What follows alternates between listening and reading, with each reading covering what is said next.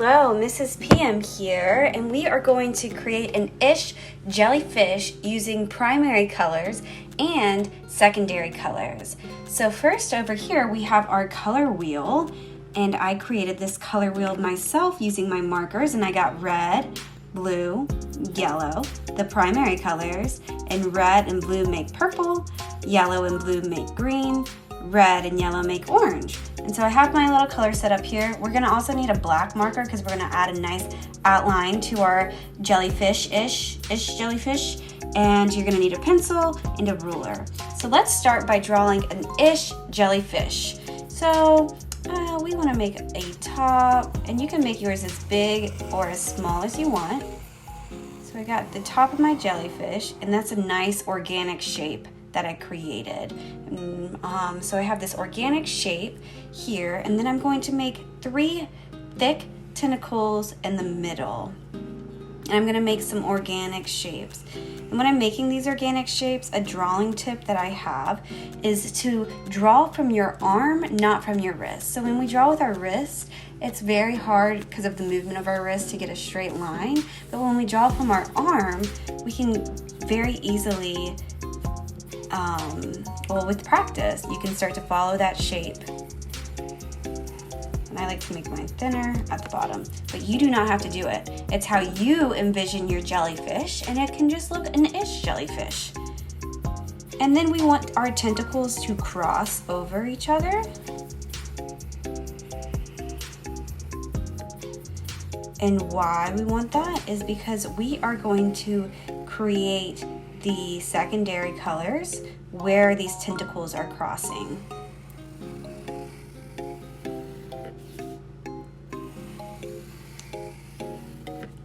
So I got 3 tentacles in the middle, and then I'm gonna do maybe 2 tentacles on the outside, 2 or 3. Let's see, and these are gonna be thinner because when I look at a jellyfish, that's how I see it. But maybe you wanna make yours just as thick, because this is your ish jellyfish. Your ish jellyfish, fish, jellyfish, ish, jellyfish-ish. So we're just gonna cross over straight with those intersections because we wanna mark where we are gonna put our secondary colors. So I'm actually gonna do a 3rd one. And this one's gonna go straight through and over. Straight through and over. And then I'm gonna do 3 on this outside. So these nice, long, organic shapes. And you want them to cross over each other so that we have an opportunity to make secondary colors where they cross. And I think I'll do one right here.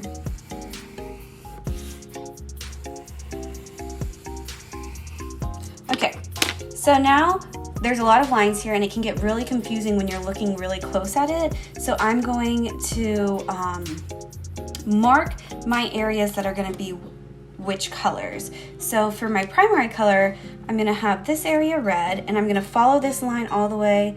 I'm not gonna do the overlap space because that's gonna be where the secondary color goes, but I'm gonna put red there and red there. And that's just gonna help me remember. And then let's do blue. And you don't have to do the same order as me, but let's alternate your primary colors so we know that they're all crossing. So blue is in here, yellow will be this whole space here, and this space there. Back to red, I'll do the same pattern. That space is red, that space is red, that space is red. And then I'll do this one red. This space is red, that space is red, that space is red. And this is just you don't have to do it this way. This is how I need clarity. Yellow is this one. I just need to decide. So even here, I start to get confused. It's this outside because I'm alternating. And so whichever color you're starting with, you're gonna alternate them so that we ensure that we make all of our secondary colors.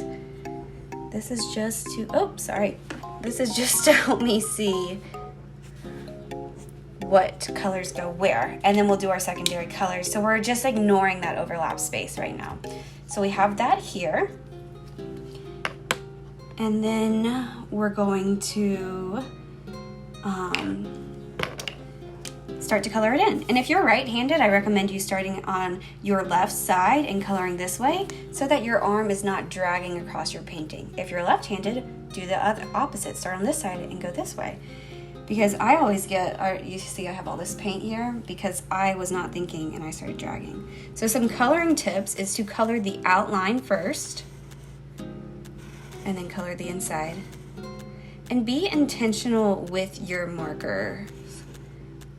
These thin ones, we don't have a lot of coloring in, but in the thicker ones, we will start to color in a lot more and start to think now, do you want nice straight lines to make like smooth motion, or do you want kind of squiggly lines in the inside to create movement and kind of some craziness in the inside? So it doesn't matter which one you choose. Just be intentional with your choice. Be intentional with your artwork. So going around the outside, moving from my left to my right because I am right-handed, and that is just gonna keep my artwork a little bit cleaner. Coloring the outside first, and then going in to color the middle. Just a coloring tip. And I'm still trying to color, I'm using my wrist here. But again, be mindful of using your arm over your wrist. That's a good little tip to you. Okay, and then yellow.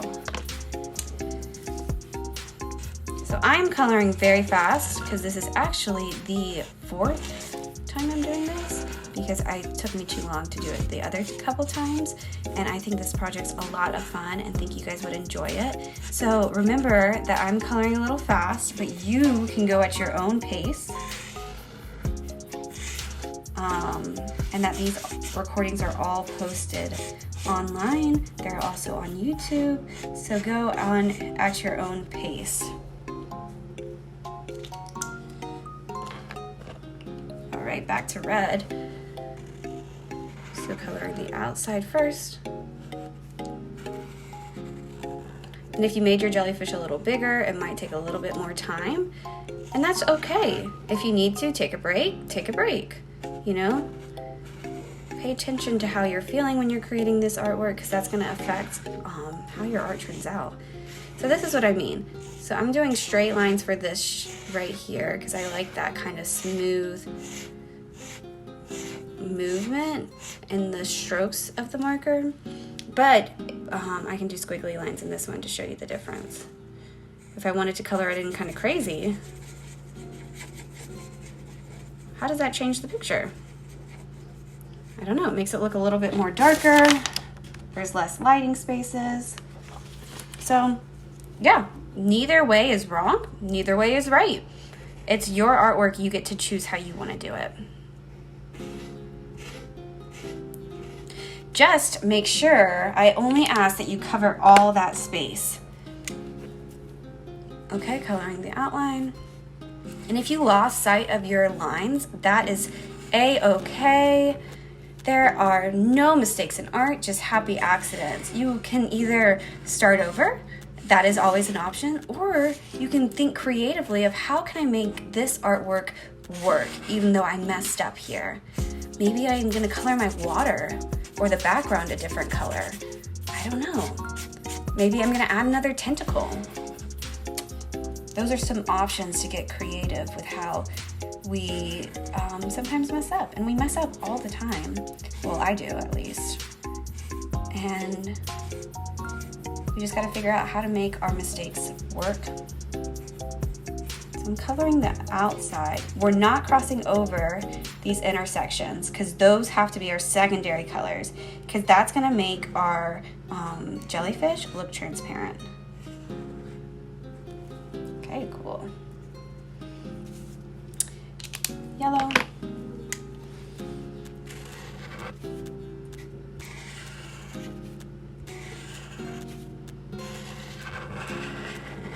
So this type of coloring is and can be, if you let it, very therapeutic.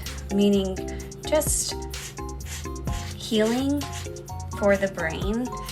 You know, it can take your bad attitude sometimes and just help you relax.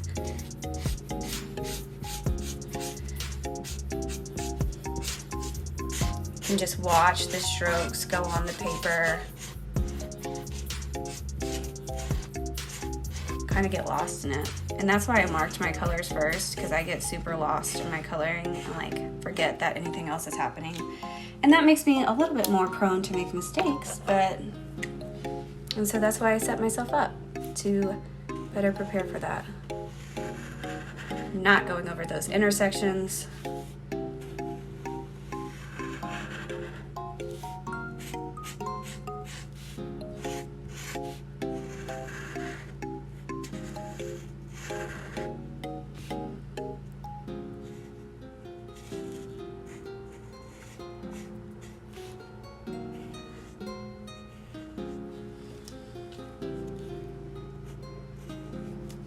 Okay. Almost done.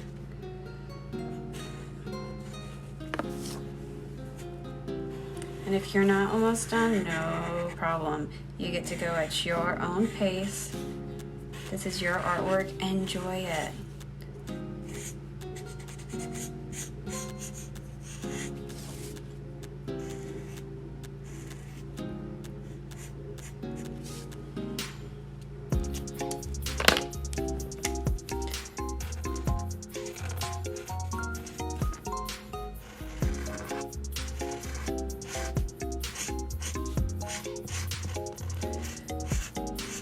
So this jellyfish is an ish jellyfish. It looks like a jellyfish-ish. Okay, so now for those intersections, we gotta really think, oh, look at my color wheel. Okay, let me fix this. And I am going to look for the intersections of red and yellow. And I'm gonna put orange in there. So red and yellow. Red and yellow, they're intersecting right here. So I'm gonna color that orange. Okay. Red and yellow right here. It's only 2 spots where I'm gonna color orange. You might have more. Red and yellow. Make orange. Then I'm going to do, oh, it's still messed up. Red and blue. Make purple. I'm gonna put my purple in those spots there. Red and blue, this big space.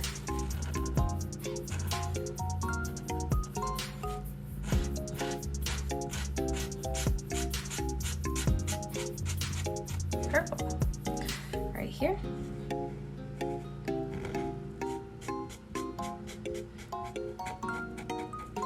So that's why I wanted us to alternate colors so that, right here, so that you have all those intersections. So hopefully you alternated your colors. So there we go. I think that's all my purple. And then last but not least, oh no, purple right here. Missed it. That's all right. Is green. So yellow and blue make green. And so those other spaces where the yellow and blue are crossing are gonna be green.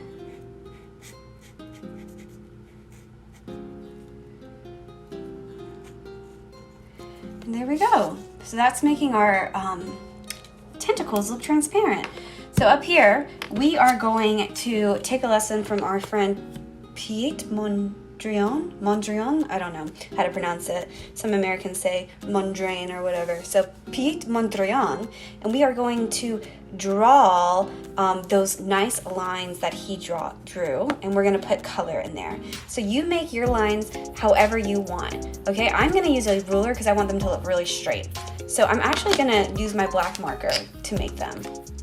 Okay, so you can use your black marker too, or you can start with your pencil. I'm gonna use my black marker and go from this pencil line to this pencil line. And I'm gonna make it a rectangle. Oh, I did that last time. Forget. Be careful with the black marker because it will drag when you move the ruler. And make it a rectangle. Okay, oh, dang it, I Okay, gotta fix that mistake. So I'm going to make this line a little thicker because I'm making that mistake work for me. Here. So maybe it would have been better not to use my ruler, but that's how I learn. So this line is going to be really thick too. So you're just making a bunch of lines just like Piet Mondrian. I don't know. I can't say it. I'm not French enough. Just like his artwork. Okay? Now I do not want my lines, the rest of my lines to be that thick. I'm gonna do one through here. You can do your lines straight, horizontal, vertical. You can do them diagonal too. I am doing them in marker, but you might want to do them in pencil first. So here's something. When you overlap your lines, remember to go under the other line so that it looks, so that you're not making a square, but it looks like a space. But even if you did make a square, that could be kind of cool. All right, I'm only going to do one more.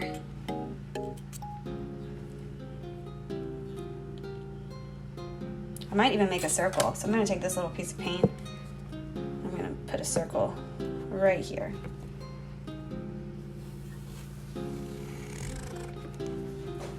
Improvising here. I'm tracing that to make a circle. But maybe you just have lines. I'm gonna come in with my marker. Mix it up a little bit. And if you didn't want a circle, don't put a circle. Put just lines. And I think I want, oh my goodness. I'm getting carried away. I want another line right here.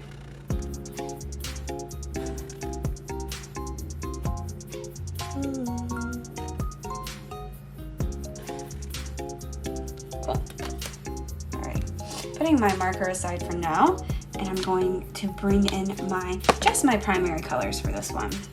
I guess you can do your secondary colors too, but I want mine to look very much like Piet Mondrian, I don't know, Mondrian, I think that's it. And so I'm only gonna use my primary colors. So Mondrian was a really cool guy because he studied art, but then he was interested in the idea of color and how color, what it would do to a person when they looked at color by itself. So oftentimes art depicted images and other things and everything you usually would recognize the shape. And so he was very creative in just observing what color does to a person when they just see color not associated with a form. So that's gonna be blue.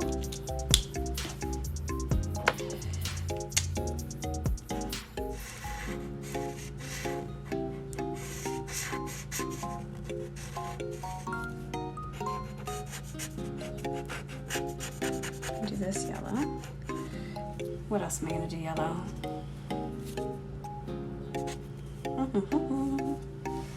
We'll do this area yellow.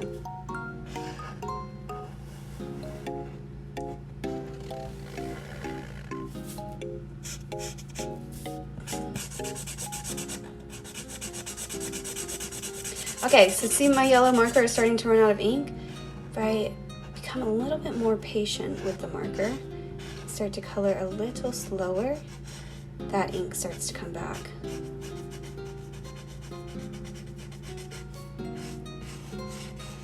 It's saying, hold on, Mrs. PM. Give me a break. I know you have a time limit, but be gentle with me. Who knew markers could talk to us?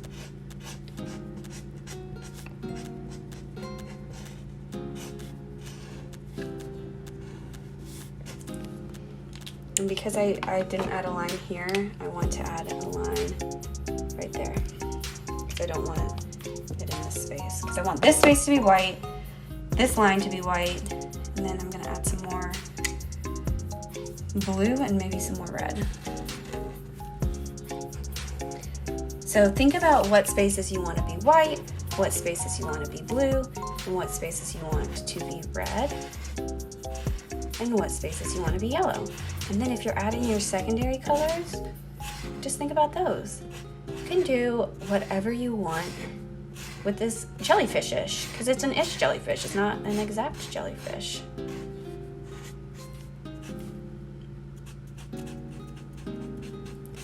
And if you are still working on your tentacles, still making those secondary colors, no problem. Going at your own pace, taking your time with your artwork. You, unlike me, are not on a time limit.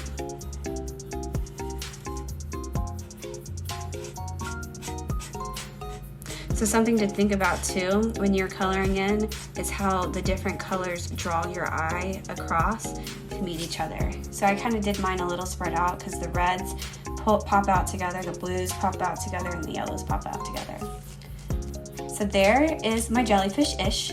And the last thing I'm going to do is I'm going to add an outline around it to make it pop out a little bit more, to make it look a little bit more like Mondrian's artwork. So I'm going to use this thick marker for here and maybe this marker. And then I had a thin marker that I was going to use too for these tiny parts of the tentacles. But look how nice that outline starts to make the jellyfish look.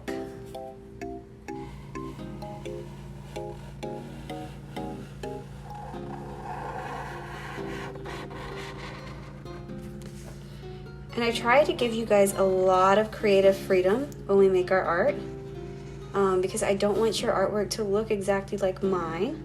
I want it to be your own. But I did want you guys to mix those primary colors to create secondary colors. So I was a little bit more specific in my requirements there. But for the background of your fish, you can do, whatever you want to do, okay? So I'm using a thin marker, a Sharpie actually, to outline here, because I really like my pencil lines to be covered up. And so for here, I'm actually now I'm not gonna make squares where they overlapped like I did when I was drawing with pencil. I'm gonna be intentional about what tentacle is going over which tentacle. And so that's the only outline I will add to make sure you think about it. So this blue is gonna be on top of the red. So this line is gonna go this way.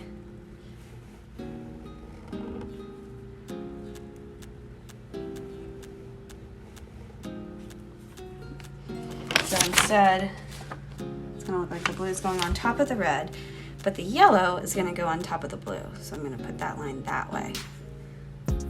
See? It matters where you put your lines.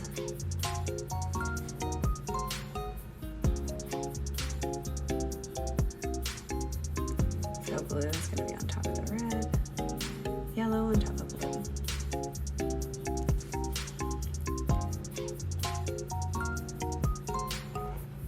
And I'll have yellow on top of red too. And since we're making lines, really try to draw from your arm, not your wrist. And that makes it a little hard because you don't want to smudge the marker. But it should be mostly dry by now. So blue is going on top of red here too. So I'm skipping over those lines so that I can make these lines go right on top.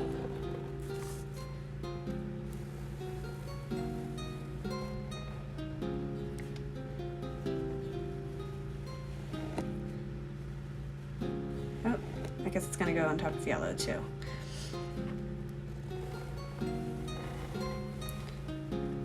Wasn't planning that, but that's what happened. That's okay.